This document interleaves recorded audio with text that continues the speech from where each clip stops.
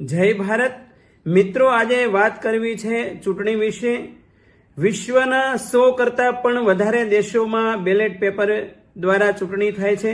ભારત સહિત 20 દેશો કરતા પણ વધારે દેશોમાં ઈવીએમ મશીન દ્વારા ઇલેક્શન થાય છે। આજે ગુજરાતમાં પાલિકા અને પંચાયતનું ઇલેક્શન આવી રહ્યું છે, ત્યારે એક સામાન્ય નાગરિક અને જાગૃત મતદાતા તરીકે ગુજરાતના 5 કરોડ મતદાતા ભાઈ બહેનોને મારી કરબદ્ધ વિનંતી છે કે એવા ઉમેદવારને મત આપજો જે સ્વાસ્થ્ય, શિક્ષણ અને રોજગારને પ્રાયોરિટી આપતો હોય, જે રોટી, કપડાં, મકાન અને ગટર પાણીને લાઇટને પ્રાયોરિટી આપતો હોય, જે ગરીબી, મોંઘવારી, ભ્રષ્ટાચાર અને સમાજમાં થતા અન્યાયને દૂર કરવા માટે પ્રયાસરત હોય એવા ઉમેદવારને મત આપજો।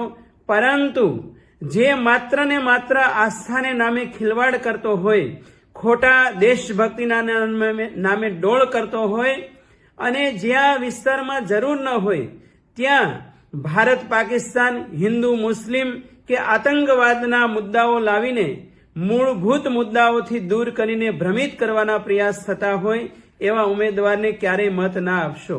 જે ભ્રષ્ટ અને ક્રિમિનલ હોય અને જે ગરીબ અને મધ્યમ પરિવારના લોકોને માત્ર 200 રૂપિયાની દારૂની કોથળી કે બુંદી ગાંઠિયા ખવડાવી અને ભોળા લોકોના મતદાન લેવાના હીન પ્રયાસો કરતા હોય એવા નાલાયક ઉમેદવારોને ક્યારેય મત ના આપશો।